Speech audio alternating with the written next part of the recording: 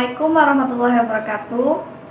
Halo pet lovers, selamat siang. Bertemu lagi bersama saya Retno Hesintias di MPT Podcast. Hari ini tentunya kita masih bersama dengan dokter hewan kita, Dokter Hewan Warih Nugroho. Selamat siang dok. Selamat siang. Gimana kabarnya? Alhamdulillah. Alhamdulillah. Oke, hari ini kita akan berbincang-bincang mengenai penyakit kulit pada hewan. Nah, jadi dok, penyakit kulit apa sih yang sering menyerang pada hewan kesayangan kita? Penyakit kulit yang bisa menyerang pada hewan kesayangan rata-rata ada macam-macam sih. Ya. Ada biasanya ada yang mulai kayak jamuran gitu kan. Berarti jamur ya dok? Jamur, ada juga yang parasit, contohnya kutu gitu kan. Terus ada juga karena alergi makanan. Alergi makanan atau alergi cuaca gitu juga bisa. Oke. Terus faktor apa aja gitu yang bisa membuat adanya penyakit kulit pada hewan? Intinya gini, penyakit itu kan muncul karena ada integrasi antara agen penyakit, terus induk semang dengan lingkungan. Nah, kalau tiga-tiganya itu bersinergi, penyakit itu kan bisa muncul. Nah, contoh dari agen penyakit, contohnya kalau bakteri ya ada bakteri, kalau jamur, kalau parasit ya parasit. Kemudian dari faktor induk semang kan bisa karena kelakuan, tingkah laku ya kan, perilaku dari kucing atau hewan yang lain gitu kan. Kemudian sering dimandikan atau enggak, nah ini kan, atau sering di-grooming atau enggak, nah ini kan yang termasuk di faktor induk semang. Lalu faktor lingkungan itu kan antara lain cuaca, lembab atau panas atau lingkungan kandang, bahkan manusia artinya si pemilik dari hewan tersebut, dia dari mana sebelum megang ke hewan tersebut dia cuci tangan atau langsung megang hewan dulu atau cuci tangan dulu, ini kan berpengaruh. Nah, contoh tadi kan kalau penyakit yang sering itu bisa jamur, misalnya bakteri. Nah, itu contohnya penyakit apa dok? Yang sering muncul, yang sering ada tuh biasanya jamur tuh ringworm ya. Jadi bentuknya di dalam kelihatannya tuh kayak, kalau di bulunya tuh kayak kayak ketombe gitu. Cuma di dalamnya tuh dia bulat-bulat. Nah, itu jamur tuh. Biasanya karena faktor kelembaban terlalu tinggi. Kelembaban terlalu tinggi bisa karena cuaca atau karena yang punya juga kurang memandikan gitu. Kemudian kalau yang bakteri, nah bakteri ini biasanya bawaan setelah ringworm muncul itu jamurnya itu didiamkan terus nanti jadi infeksi. Jadi akan jadi infeksi, akhirnya jadi bernanah. Nah, kalau udah bernanah itu nanti akan muncul bakteri. Nah, jamur tadi kalau didiamkan terus, itu kita tahu bahwa di kulit ini kalau terlalu lembab itu ada parasit atau kutu-kutu yang tinggal di bawah kulit. Oh iya. Nah, ini nanti akan bisa berkembang biak dengan kondisi yang lembab, yang nantinya akan membuat kulit itu jadi keropeng-keropeng. Nah, itu biasanya karena faktor parasit. Berarti awal mula tuh jamur biasanya ya? Biasanya jamur dulu. Gitu. Oke. Penyakit kulit tuh dok, bisa nggak sih misalnya dari hewan menular ke kita atau dari kita menular ke hewan kayak gitu? Bisa menular ya. Contohnya kalau yang jamur tuh ringworm bisa menular ke manusia. Kemudian parasit skabies bisa.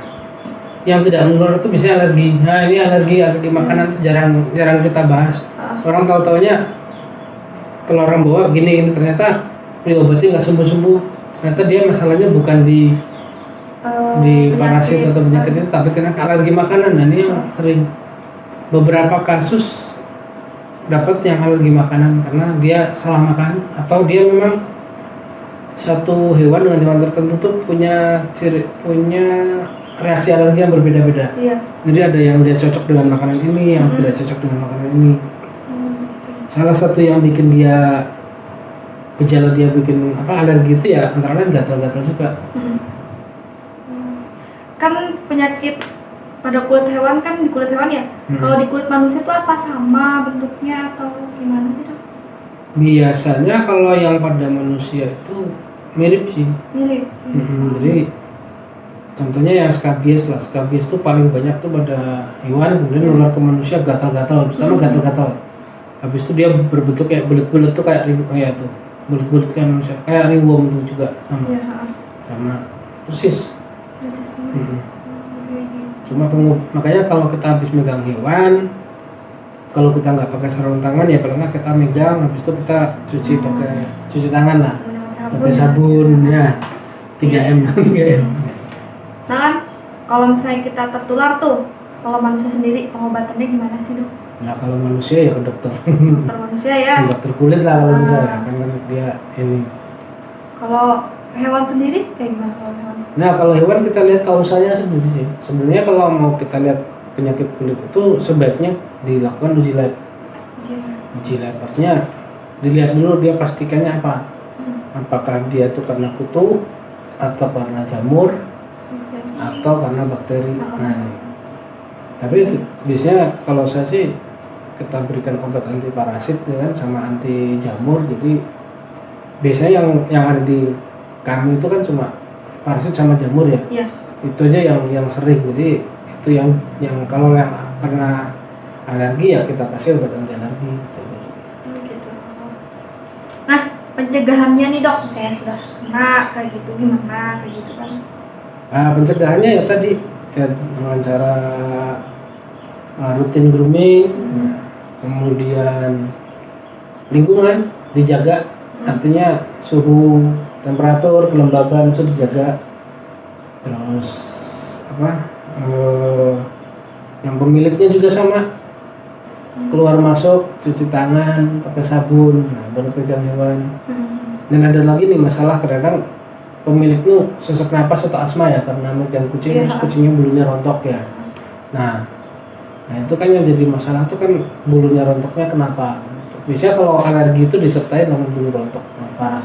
Kalau nggak alergi, biasanya kalau misalnya kena parasit tuh biasanya cuma bulunya tuh kusut gitu. Ya rontok tapi nggak sebanyak. Kalau alergi dia biasanya kelihatannya bersih nggak ada masalah tapi bulunya rontokan. Alergi sendiri termasuk penyakit kulit ya atau karena ada hormon yang emang gimana sih dok? Alergi ini ibaratnya reaksi hipersensitivitas ya. Jadi reaksi sensitivitas dari tubuh yang berlebihan terhadap satu zat makanan tertentu itu namanya alergi. Nah biasanya kalau manusia nih contoh kita makan udang kan protein tinggi. Nah akhirnya gatal-gatal. Nah itu sama dengan pada hewan juga sama. Misalnya dia makan dry food misalnya. Dry food ketika dimakan ternyata bukannya gemuk malah rontokan bulu misalnya. Nah, itu kan gejala alergi seperti itu. Biasanya kalau alergi sendiri hewan tuh apa aja sih yang alergi hewan itu? Makanan apa gitu? Sebenarnya enggak, intinya gini, alergi untuk hewan tuh rata-rata kalau buat kucing ya. Iya. Kalau buat kucing itu biasanya gandum. Gandum atau kalau nggak gandum ya nasi gitu kan dia bisa bikin alergi. Ya gandum makanya ada yang non green ada yang green itu biasanya ada yang alerginya itu ada. Beberapa hewan tapi nggak semuanya. Oke. Mungkin hari ini perbincangannya sampai sini dulu ya dok ya. Iya. Mungkin besok kita bisa berbincang lebih dalam lagi tentang penyakit kulit. Terima kasih banyak ya dok ya. Sama-sama. Oke pet lovers, itu tadi perbincangan singkat kita tentang penyakit kulit pada hewan. Oke, terima kasih. Selamat siang. Wassalamualaikum warahmatullahi wabarakatuh.